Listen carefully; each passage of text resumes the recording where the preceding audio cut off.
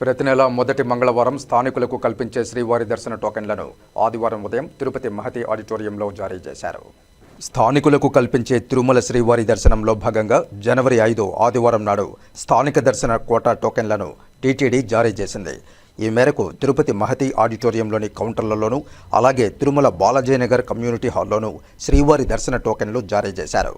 ఆదివారం ఉదయం తిరుపతి మహతి ఆడిటోరియంలో స్థానికతకు గుర్తుగా భక్తులు ఒరిజినల్ ఆధార్ కార్డు చూపించి క్యూలైన్లో నిలబడి శ్రీవారి దర్శన టోకెన్లు పొందారు. ఇవాళ ఆదివారం టోకెన్లు పొందిన స్థానిక భక్తులకు జనవరి 7వ తేదీ మంగళవారం నాడు ఉచితంగా శ్రీవారి దర్శనం కల్పించనున్నారు టీటీడీ అధికారులు.